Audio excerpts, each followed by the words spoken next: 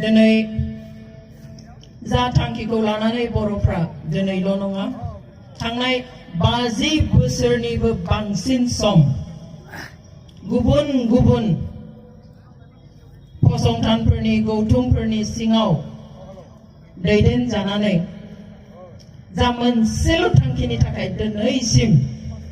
हान्थिगासिनो दङ एबा सोमावसारगासिनो दङ लामायाव ओंखारगासिनो दङ आवाज दैखांगासिनो दङ बेनो जाबाय बर'नि सिमांनि हांमा हांसानि आलादा रायजो दिनै बेनि थाखाय सोमोनांथाव बाथ्राया बेयो जे गोदो 50 बोसोरनि आगोलनिफ्रायनो एबा 50 बोसोरनि आगोलनिफ्रायनो बे मोनसे थांखिखौ लानानै इसिबां ओंखारबाय बोसोर बोसोर थेवब्लाबो दिनैसिम 2019 मायथाइसिम रावबो बर' फिसाफोरखौ होबथानो हायाखै अनजिमाया गोदोनिफ्राय बांसिननिख्रुइ बांसिनसो जाबोदों बेनो जोंनि सिमांखौ जाफुंगोननि जोङो रोखा नेरसोनखौ नुहुरखायो बेवहाय आं गोरबोनिफ्राय साबायखर बावो बयखौबो दुखु खस्थ जों सहाय खानांगोन ओरैनो जों जेखौबो मोनखाया बर' फिसा हिसाबै जों मोनफ्रोमबो फिसा बिला आयदानि थाखाय दावहा होआलासिनो सोमावसारालासिनो संग्राम खालामालासिनो मोनसेबो जों दिनैसिम मोनफेरबोआखै आरो आलादा रायजोनि बेलायावथ' बे आरो बांसिन जाखानांगोनखा आरो बेखौनो इसिबां गोख्रों गोसोजों दिनै खोलोब खोलोब बिबै बिबौनि दिननिफ्राय बिमा बिफानि दिननिफ्राय दिनैसिम दानि यां जेनेरेशनसिम गासैबो जे बेखौ हमथानानै लाखिबाय थादों बेनो जोंनि देरहाहोगोनखौ नुहुरो होननानै जोङो फोथायनो हायो दिनै बर' हारिनि जि मोननांगौ आलादा रायजो बर'लेण्ड बे जाबाय संबिधानिक मोनथाय constitutional right on the other hand it's our birthright बे जोंनि जोनोमनिबो मोनथाय दिनै जों जुदि राष्ट्र संघ एबा इउनाइटेड नेशन्सनि मोनथायफोरखौ जों नायोब्ला एस्पेशली थागिबि फिसाफोरनो इन्डिजिनास फिसाफोरनो फोसावनाय मोनथायखौ जों नायोब्ला नुयो जे बे मोनब्रैजिद' मोनथाय फोसावनायनि 3 आरो 4 दफायाव रोखायै लिरनाय दङ जे बुहुमनि थागिबि फिसाफ्रा जेरावखि थाया मानो मोजोमसेयानो दाजाथों मानो 10 लाखानो जाथों मानो बे सुबुंनि बे थागिबि फिसानि सुबुंनि मानसिफ्रा मा मोननांगौ सेल्फ डिटरमिनेशन एबा गावखौ खुंनायनि मोनथाय मोननो नांगौ नाथाय जों दिनै बहा दं बोसोरसे नङा बोसोरनै नङा 50 बोसोरनिबो बांसिन गोलाव समजों बेखौनो बिनोबाय थानो गोनां जादों अथच बे लिरखानाय दङ बे जोंनि मोनथाय जोंनि भारतनि संबिजितावबो लिरखानाय दं बे जोंनि मोनथाय बेनि थाखाय जों दावहाखौनो होनो नाङा बेनि थाखाय जोङो 50 बोसोर लानोनो गोनां जाया नाथाय सोरबाया होनो गोसो गैयाबा जोंथ' नांखानो नांगोन आरो बेनिखायनो दिनै गोसो गैयैखौ नुनानै बर'फोरखौ खालि नाख्रेबनो नासयनो गादबनोल' जा राहा लादों बेखौ नुनानै बर' हारिया दिनै लोब लोब सिखांबोदों बायदिसिना रोखोमै दिनै दावहा नांदों गणतान्त्रिक भाबे सोरबाया रागा जोंनानै अगणतान्त्रिक भाबेयाव नांदों सोरबाया लामा जथेनानै सोरबाया हजि खावनानै बायदिसिना रोखोमै दिनै नांदों थेवब्लाबो जों बेखौ मोननो हायाखै नाथाय जों बेखौ बुंखानो नांगोन बे समा आरो बारा गोबाव गैलिया बांद्रायबाय इनाफ इज इनाफ ओरैबादि बांद्रायबाय जोंखौ नासयनाया ओरैबादि बांद्रायबाय जोंखौ गादबनाया ओरैबादि बांद्रायबाय जोंखौ नेवसिनाया बांद्रायब्ला बे गोमाहैखायो बेवहाय इसिबां बारा जाबाय जोंनि साना गोबाव गैलिया जों जि मोनथाय मोननांगौ बे बारा गोबाव गैलिया जों बेखौ नुहुरखायो बेनिखाय गासैबो समावनो जों जाहाथे खौसे जानानै बेनि थाखाय मोनसे भइस सिंगल भइस रेज खालामनो हायो आं बेखौ हास्थायो दिनै बे जोंनि बे गोबाव समनिफ्राय सोलिबाय थानाय जि जेंना बेखौ सोलायनायनि बेखौ समाधान खालामनायनि अनगायै दिनै जों आरो गोदान मोनसे समयसाजोंनो सरजाबनानै होनाय नुदों जोंनि दिनैनि थांखियानो बे मोनथाम सेकेन्डआ जाबाय गासै मोन6 जातिफोरखौ हारिफोरखौ गोदानै स्केड्युल ट्राइब खालामनाय एबा ट्राइबेल खालामनाय जों ट्राइबेल गोदो जोंखौ ट्राइबेल होननानै मिनियोमोन खांख्राय जाग्रा ना जाग्रा अमा जाग्रा हाग्रायाव थाग्रा जि मोजां गाननो रोङा जौ लोंग्रा मा लोंग्रा होननानै जोंखौ बयबो मुगैयोमोन बयबो सैया सैया खालामोमोन आंहा गोसोआव दं आं जेब्ला स्कुलाव फरायबाय थादोंमोन आं तेजपुरनि मोनसे हस्टेलाव थानानै फरायदोंमोन स्कुलाव लोगो मोननाय सासे हारसा लोगोआ मोजां लोगो जानायलाय सानसेखालि गावनि न'आव लानानै थांबाय होनबाय আজি অঞ্জলিও আমাৰ লগত ভাত খাব बिमाया ओंखामखौ खुरनानै होबाय खामसालियावहाय आं जेबो सानाखैमोन जाखांनानै जेब्ला बुंबाय नोंनि थुरसिखौ नों गावनो सुनांगोन नोंनि खुरैखौ नों गावनो सुनांगोन जों बेखौ दांनो मोना आं गोमोबाय खारन आं नुफेराखैमोन बिनि उनाव बेल' नङा दा आं जिरायनानै जानाय जायगाखौबो आङो लिरनांसिगौ लिरनाय दैजोंल' नङा गोबोरजों लिरनांगौ दा गोबोर गैया न'आव खाथियाव फिल्ड दङमोन गोबोर गोरान नागिरना लाना फैनानै आंनो दै सोमना होफैदों आं बेखौ लिरदों मानि थाखाय बर' मानि थाखाय ट्राइबेल जों मुगैजाग्रा जों लेथ्रा लेथ्रि थाग्रा हारि नाथाय दिनै माने इसिबां जोंखौ खुंग्रा जोंनि सायाव सासन खालामग्रा भारत उदांस्रि मोननायनि सिगाङावबो जोंखौ सासन खालामदों भारत उदांस्रि मोनखांनायनि उनावबो सासन खालामदों बिथांमोना दिनै मानो आरोबाव बे जों मुगैजाग्रा होननानै जोंखौ जे बुङोमोन जों बादि मानो जानो नागिरदों मानो जोंनि सिरियाव फैनो नागिरदों जोंखौ दिनै जोंनि थुरसिनि ओंखामखौ मानो सेना जानो नागिरदों बिनि उनावबो जों सिरि थानांगौ मा बिलाय गावनि थुरसिनि ओंखामखौ नोंबो जाफै होननानै जों बोरै लिंना हरनो आं जुदि बे थुरसिनि फागोआ आंनि उदैनि जखानिब्ला आं बेखौ बोरै गुबुनजों राननो दिनै जिखिनि खालामदों बेजों जोंखौ लोरबां खालामनायनि बादै खुनु थांखि गैया सोरखाराबो बेनि थाखाय रायजो सभायाव बेखौ लाबोनोनो लाजिनो नांगौ भारत हादरा उदांस्रि मोननाया 70 बोसोर जालांबाय बिनि उनावबो बै हारिफोरखौ जायफ्रा दिनै ट्राइबेल जाफिननो नागिरदों बिसोरखौ मा एसेबो जौगाहोनो हायासै नामा बे 70 बोसोरावलाय दिनै जे गोदानै आरो बिसोरखौ जौगायाखै होननानैहाय एसटि केटेगरियाव दोनफिननो नागिरदों सोरखारा लाजिनोसो नांगौमोन जे जों मानो जौगाहोनो हायाखै खोथाया बिदि नंमारा जौगादों जोंबो दिनै एसेब्लाबो बे 70 बोसोरनि आगोलनिफ्राय बर'आबो एसे जौगादों बिथांमोनाबो जौगादों दिनै बे मोनबा जिथु क्राइटेरिया नांगौ बे क्राइटेरियायाव खुनु मथे आहमा गोग्लैया दिनै राजबंशिया गोग्लैया मरान मथ'फ्राथ' मालाबानो हारसाजों एसिमिलेट जाबाय बिसोरनि गाननाय जोमनाय राव बिसोरो पिउरलि हारसा असमिया जानानै थाबाय बेनि उनाव दिनै आरो बोरै एसटि जाबावनो मिन्थिगौ जानो हाखाया सोरखाराबो मिथिगौ जानो हाया नाथाय एकमात्र राजनैतिक मुलाम्फानि थाखाय भटनि थाखाय जोंखौ बांसिनै गादबनो थाखाय जोंनि फागोनि ओंखाम सिख'नो थाखाय जोंखौ नाख्रेबना दोनबाय थानो थाखाय आरो गावसोरा सानफ्रोमबो राजा जानो थानो थाखायसो पलिटिकेल बेनिफिटनि थाखाय राजखान्थियारि मुलाम्फानि थाखायसो दिनै बिथांमोनखौ एसटि खालामनो नागिरदों बेनिखाय जों बयबो सांग्रां जानो नांगोन जेरै हायो गोहोजों बोलोजों रावजों जों बेखौ होबथानो नांगोन खुनु मथे बे ओएसटि हो माबा XYZ हो जों बेखौ खुनु मथे मानिनो हाया ST is ST and we are not going to share anymore with other people with other community जों गुबुन हारिजों जोंनि जि ST दङ जों बेखौ मालाबाबो आरो रानफिननायनि बेयाव प्रश्न फैया बिनि सोलाय दिनै ST हिसाबै जोंहा बेसेबां दोनख'जानाय दङ रिजार्भेशना 10% 10% बेखौ बारायनानैसो होनांगौ खारन 70 बोसोराव बे सैथ'था थाखानाय जा एसटिफोर दङ जों जाफोर ट्राइबेलफोर दं फिसा फिसौ जोनोम जायै अनेक मानसि बारिबाय बे गोदोनो 10% बानायना दोननाया खम जाबाय बेखौ बारायनानैसो होनांगौमोन ना नाथाय मा खालामदों जोंनिखौ दिनै गुबुनजों राननो नागिरदों बेखौ जों गनायनो हागोन खुनु दिन हाया आरो बेनिखायनो we must say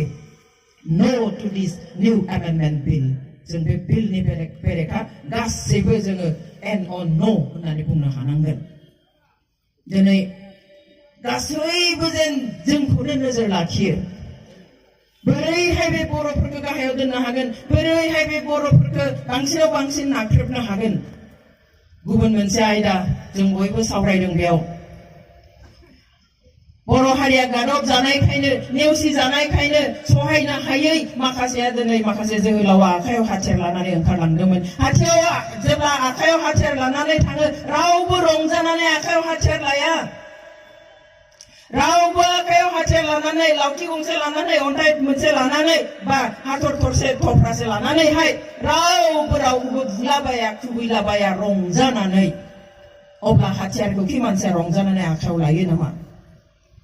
गाव बिमा माहारिखौ बांद्रायाव बांद्राय गादबनानै दोनजानाय नुनायाव गुबुनजों रुजुनानै जेब्ला नुबाय जे गुबुना फुङावहाय ब्रेकफास्टआव 50,000नि जायो जोंहा दिनै बोसोरसेयाव जों 50,000खौनो दांफेरमोना मा अबस्थायाव जों दिनै गोजा सा लाल साजों ओंखाम सोमना जानानै दिनै सानसेयाव बोथिनै जानो गोनां जायो बेबायदि कन्डिशनफोरखौ जेब्ला नुबाय जोंनि जोहोलावफ्रा जे कम्पेयार खालामनानै रुजुनानै नुबाय जे जों बहा दं गुबुना बहा दं जों बेजों जानाय नङा जों अब्ला गावनि जिउखौ होनो थाखाय हाथियारबो जोङो आखायाव लागोन नाथाय हाथियार आखायाव लानाया बर'आ गिबि नङा बर'ल' नङा जोंनि सिगाङाव अनेक गुबुन गुबुन हारियाव बेबायदि आखायाव हाथियार लानानै गावनि हारिनि थाखाय गावनि मोनथायनि थाखाय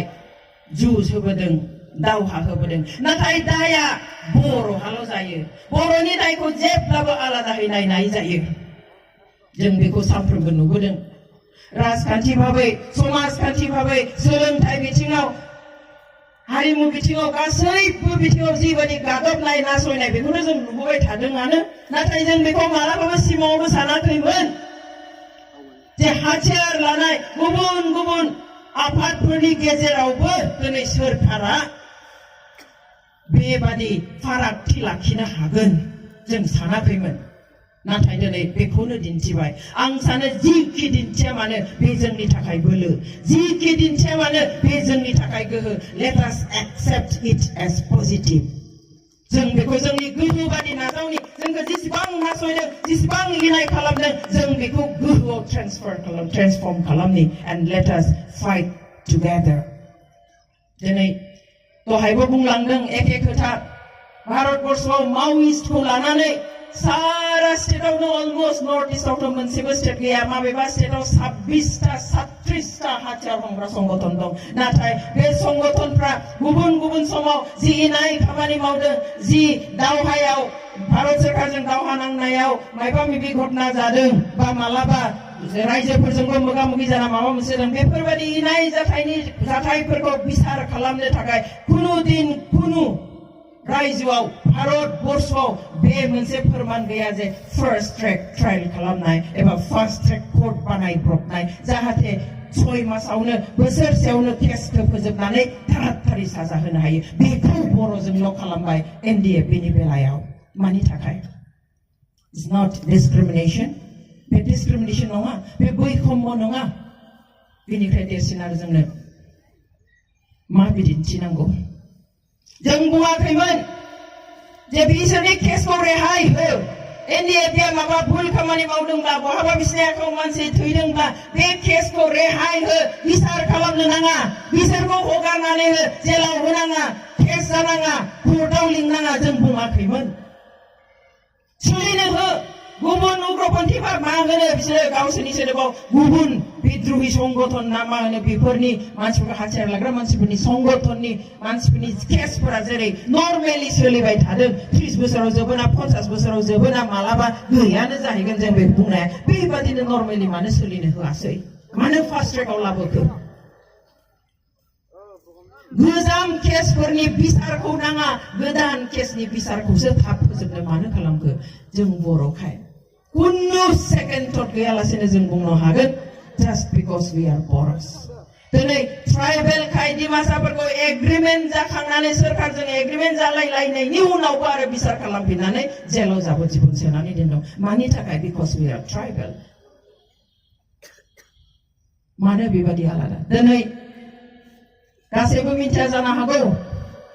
जों बैखम्यनि खोथाखौ मानो बुङो थांनाय जि 30 तारिखआव राय होदों बे रायाव एनडिएफबिनि आफादगिरि डिआर नाब्लाखौ राय होदों बेखौ जाबोजिबन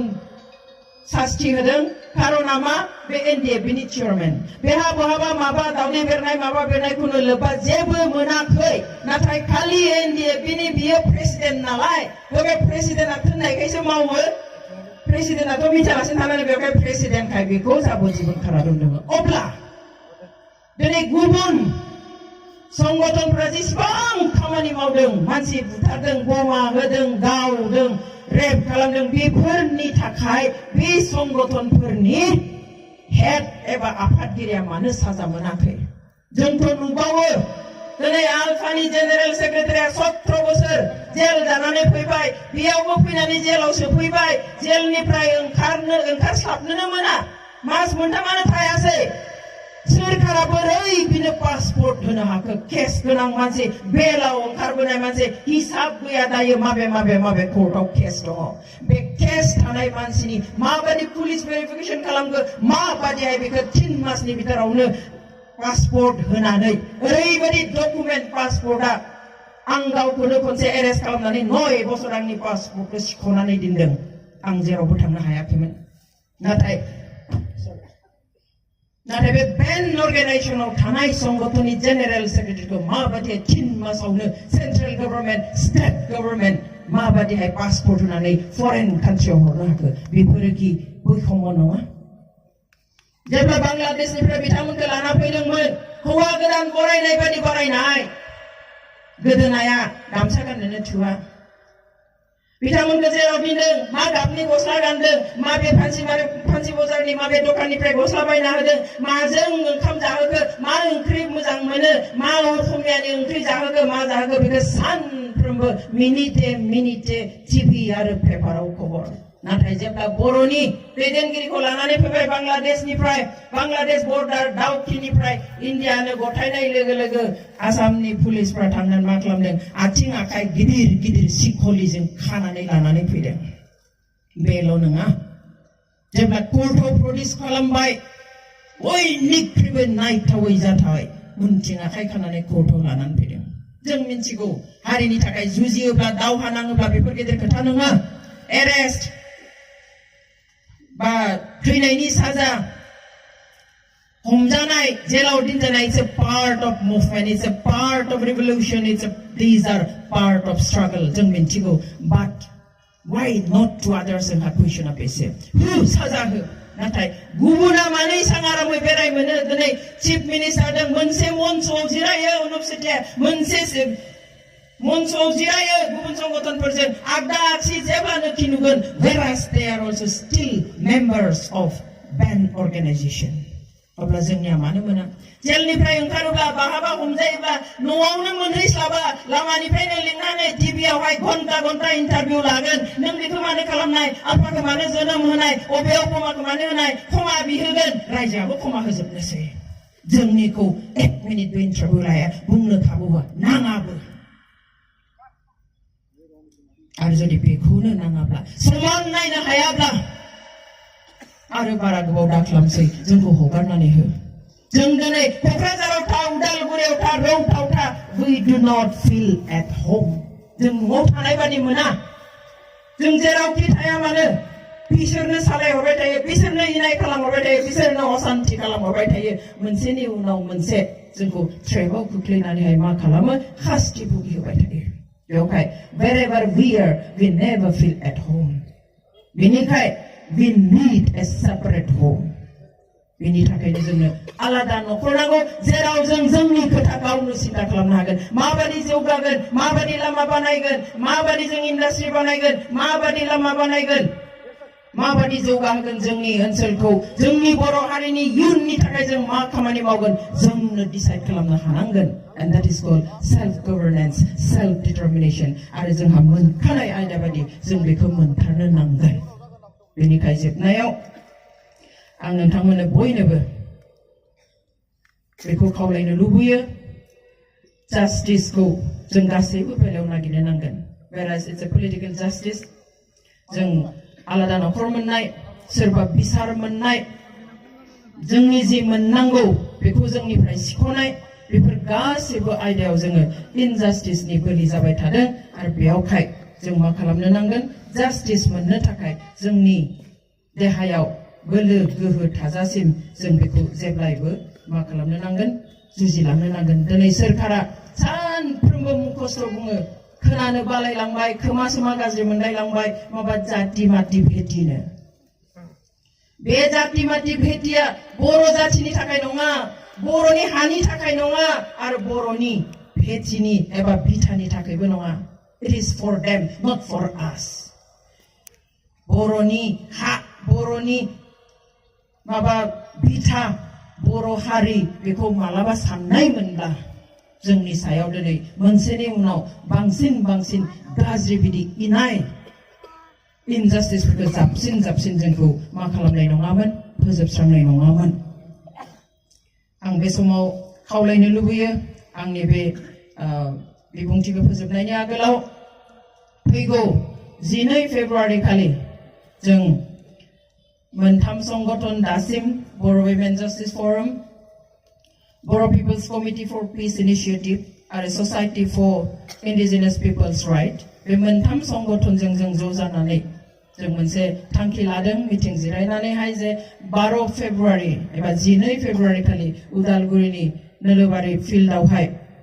NDAP-नि आफादगिरि डिआर नाब्लाखौ गोजोन सावरायनायनि थाखाय जाहाथे सोरखारा हगारनानै होयो बेखौ दाबि दैखांनानै ओइखालि सुबुं गौथुम मोनसे लिंनाय जादों नोंथांमोनखौ बयखौबो खावलायो जाहाथे ओइखालि बे गौथुमाव जितु मास रेलि खालामगोन बेयाव जाहाथे नोंथांमोनानो फैनानै नुजाफैयो बाहागो लाफैयो आरो जों जे इनजास्टिसनि बोलि जादों बेखौ जाहाथे जास्टिस नागिरनायाव बयबो मदद होयो आं बेखिनिखौनो बुंनानै आंनि बिबुंथि